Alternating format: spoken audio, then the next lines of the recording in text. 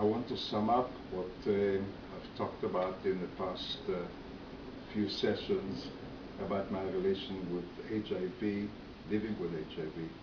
Now at 69 years old, after a little over 20 years where I was diagnosed in HIV, and after almost 30 years that I think I got the HIV in 1984, 1983,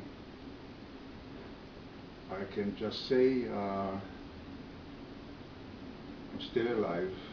I'm taking care of myself. I'm very aware of what I have. I'm very aware of how to take care of it, and I'm very worried every day, all the time, about what will happen next.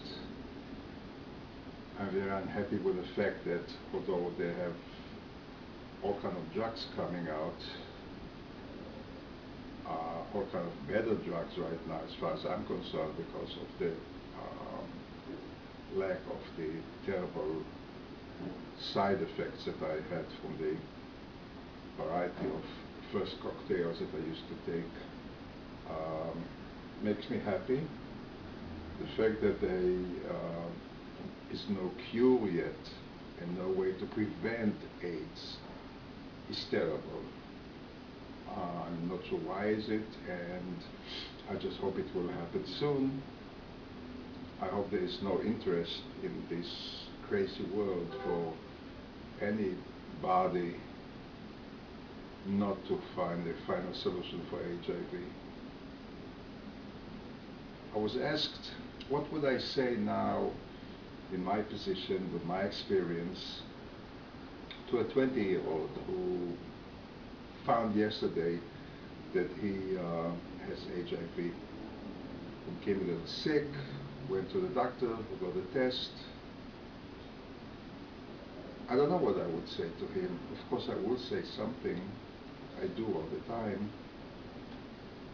But I would talk to him straight and say, A, this is not the kind of HIV and kind of situation that I had to confront when I was diagnosed 20-something years ago.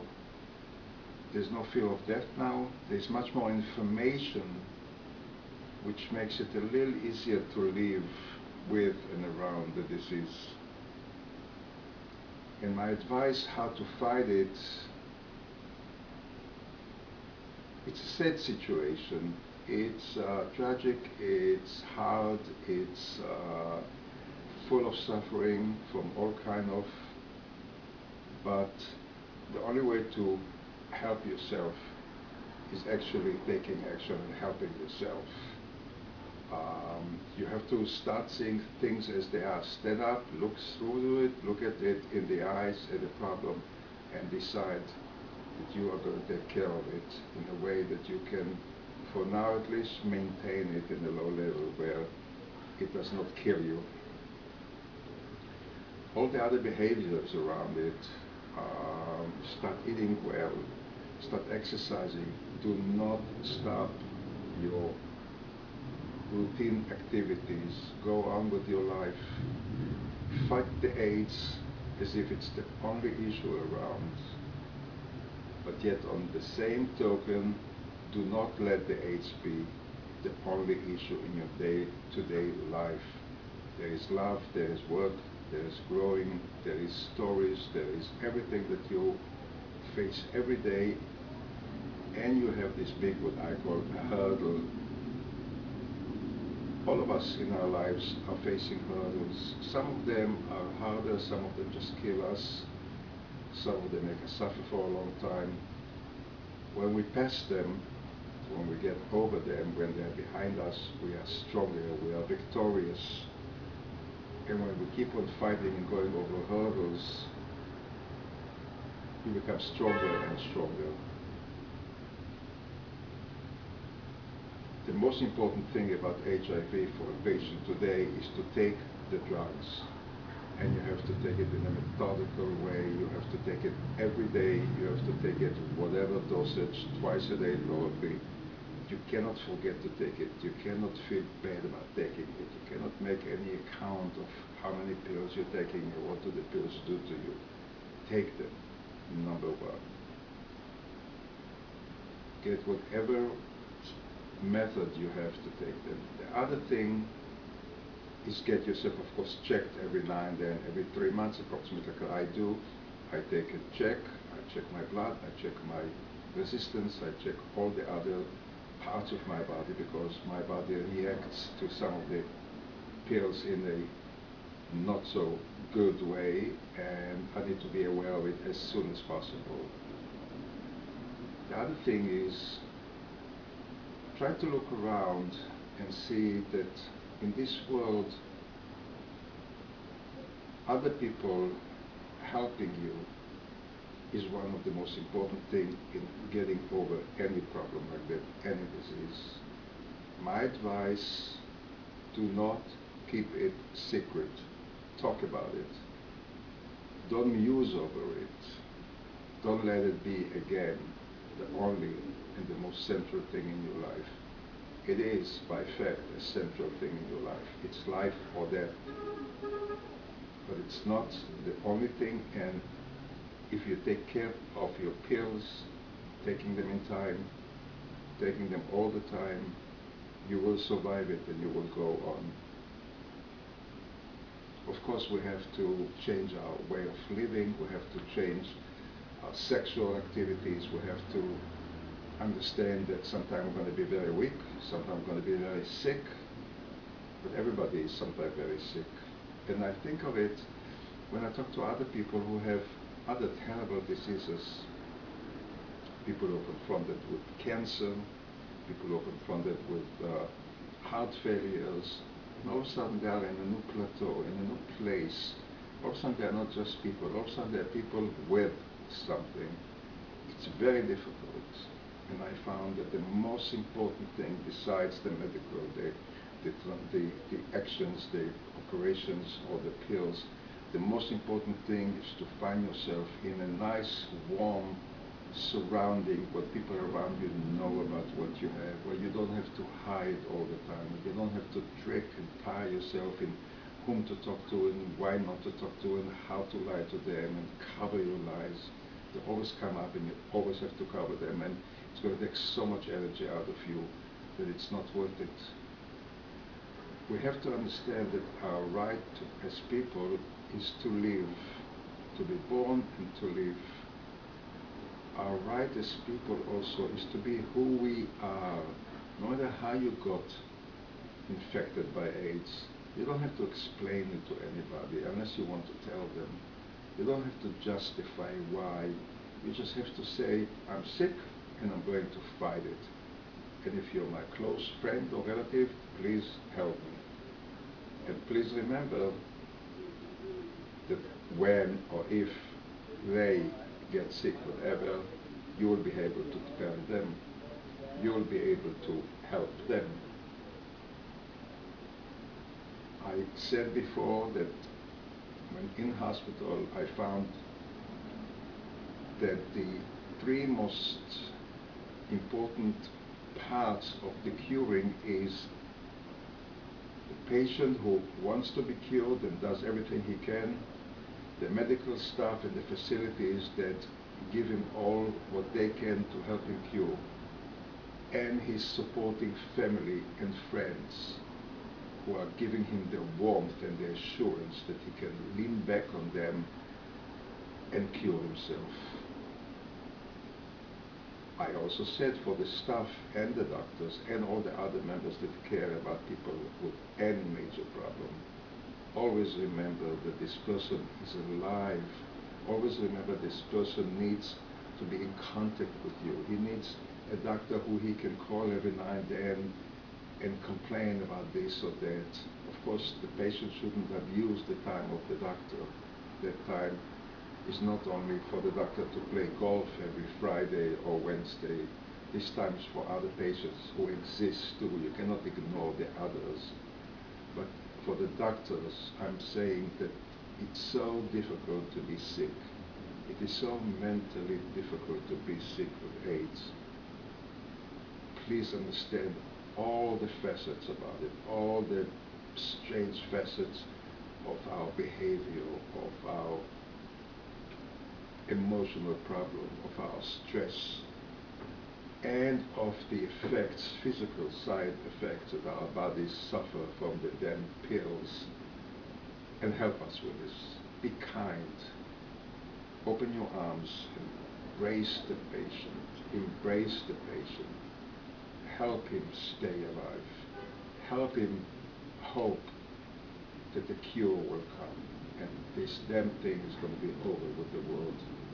This thing is not damn to me only, it's damn to the entire world, to our entire future. It cannot be that this like this will not be stopped once and for all, because it may stop us. So I recommend, of course, after a period of a certain time when the patient is really getting to understand what he is stuck in, as soon as you can, just go to the first person you can and talk to him or her about it. Relax about it, let it in. Approach people like me, approach other people who are wanting and declaring they want to help. Get help from them in the beginning, to consult you, to hold your hand, to tell you wonderful stories that are true about cure, about our strength, about our ability to stay alive and to go on and function.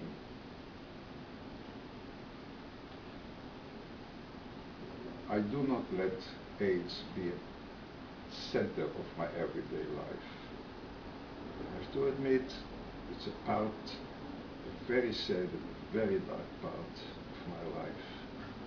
I confront it every day when I take the pills. Every time I open all those containers and take all those pills, about 25 in the morning and about 12 of them in the evening, I feel two things. I feel, wow, this is great, we have pills now.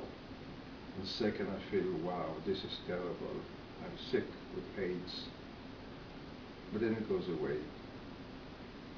If I find that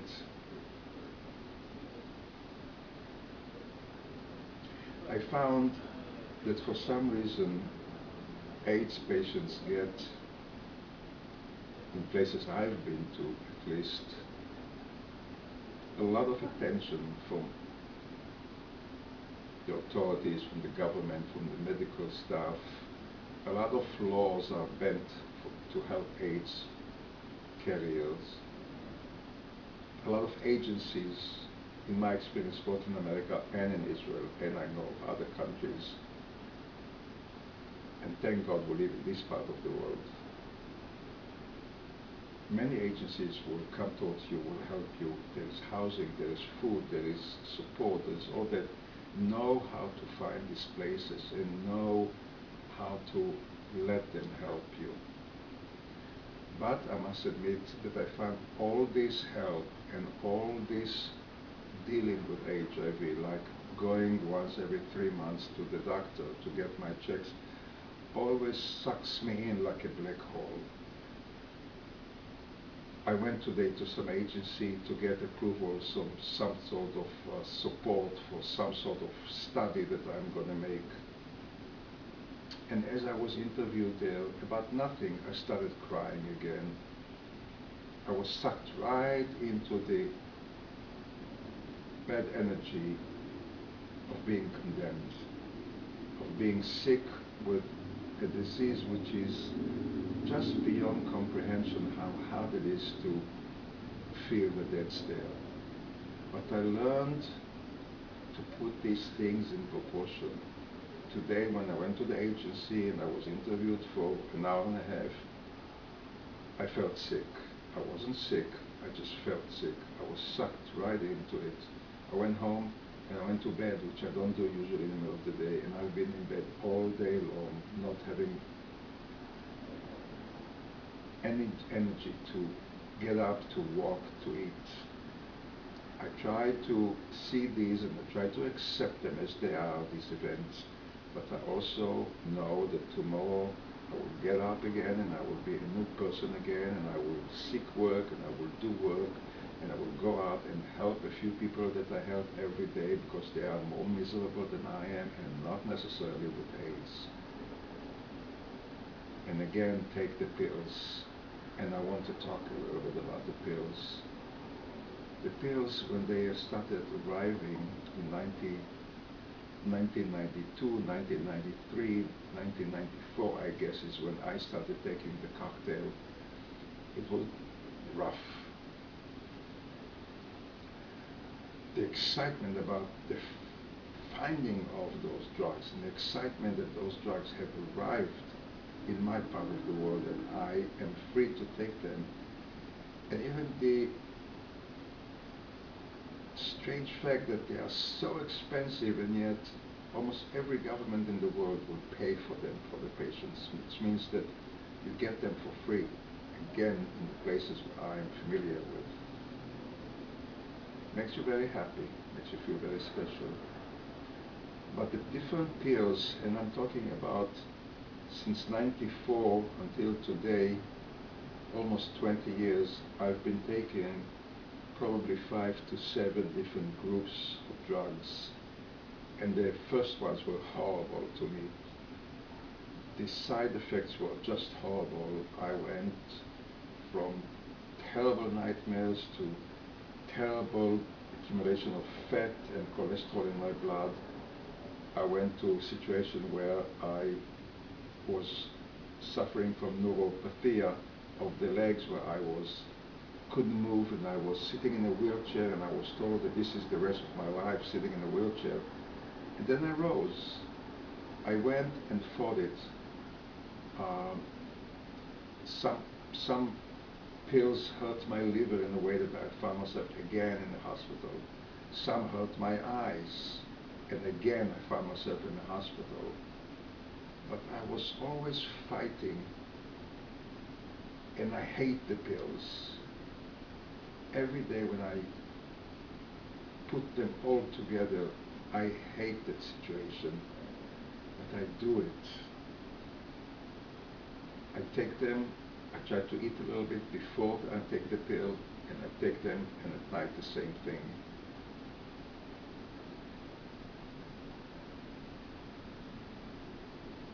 Again, it makes me very sad to feel that life has come to a certain red light in my life.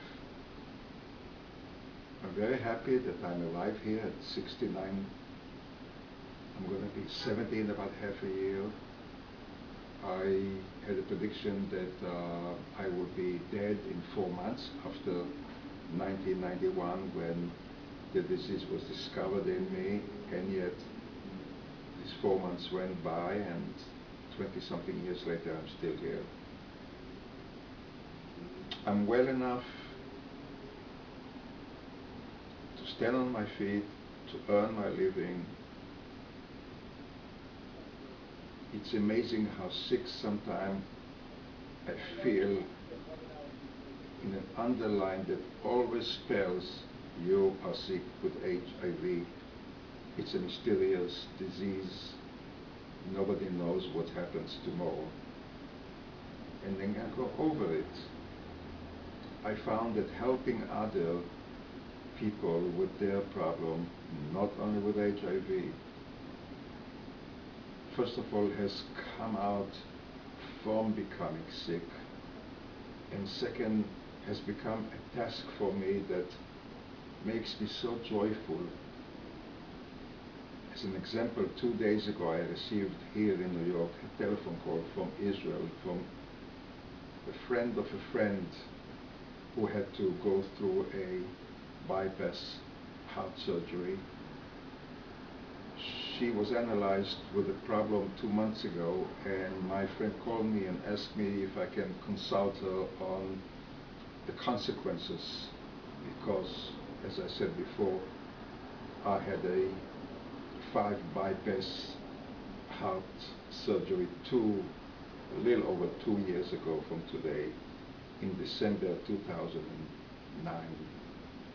And I called her at the bed in the hospital before the operation, and I spoke to her, and I told her again my theory: fight it with all your might, but don't let it be the only thing in your life.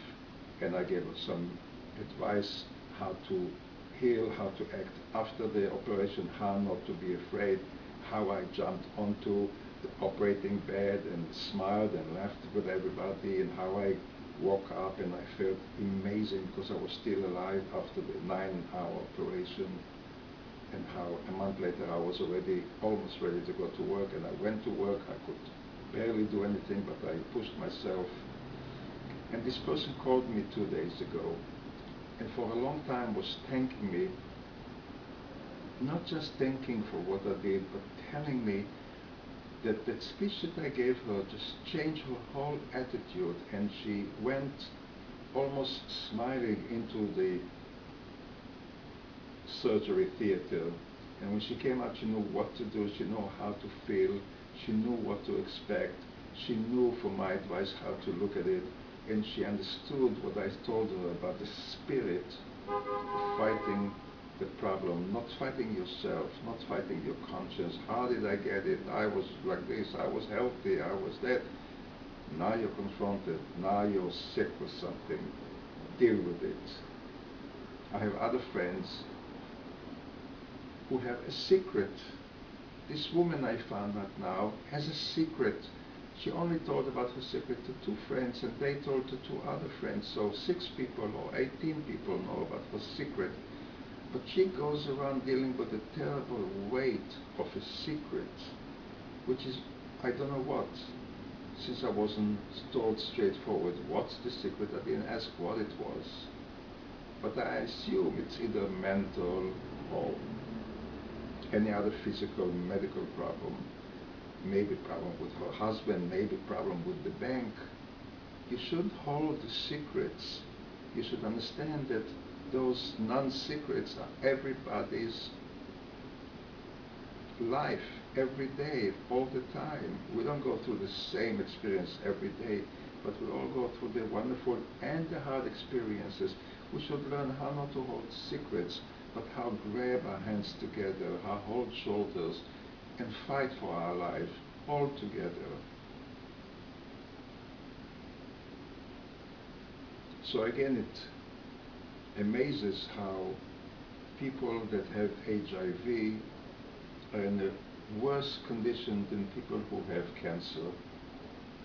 I've seen the reaction on friends of mine, or not friends, people I've met who were told that they have cancer of this part, how it shook them, how it changed their life, and how I was able to help some of them just by telling them to face it, to call it by its name.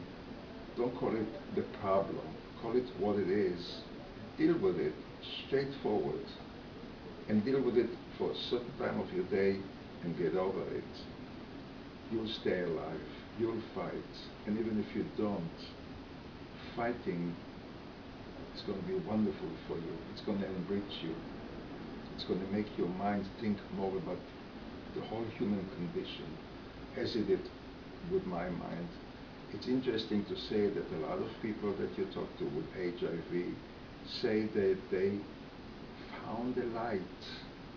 All of a sudden, this amazing tragedy that falls on you rips you apart and opens you and allows the light to come in, and you are allowed to see that there are other people who are having all this suffering in their life, and this is so common, and you're just one of them,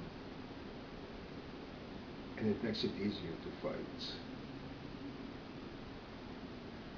I understand now that there's no way that there should be any drugs in the next few years to cure this problem, to cure and to eradicate HIV.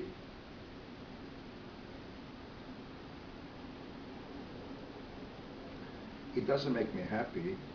It doesn't make me happy that I have to keep on taking the pills every day. It doesn't make me happy to know that these pills would somehow wear off at a certain time in the future, and there may not be any new drugs. And so there will be a victory, and it's not mine.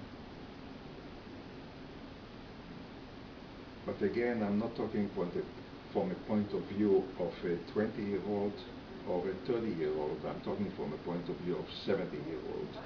And I feel I'm good enough, I'm healthy enough, I'm strong enough, I enjoy my life. I don't have an easy life, and I enjoy it anyway.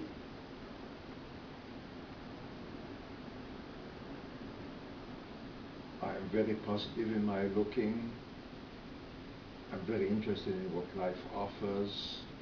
In just the sun shines and the flowers bloom in the spring, and the rain and the wind and the birds.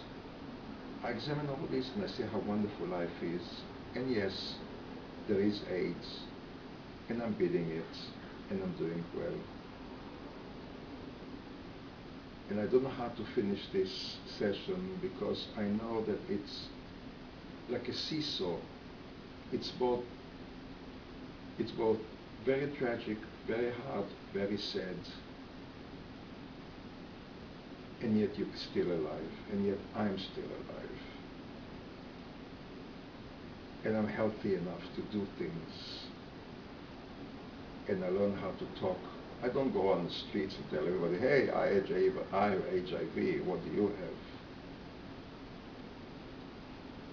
But contrary to other people who don't tell their mothers, their fathers, their wives, their children, their neighbors, their friends, their medical workers, their social workers, who just sit there hiding and crying like I have done for a while. You shouldn't. You should learn from experience of people from my generation and go on and live, live, live.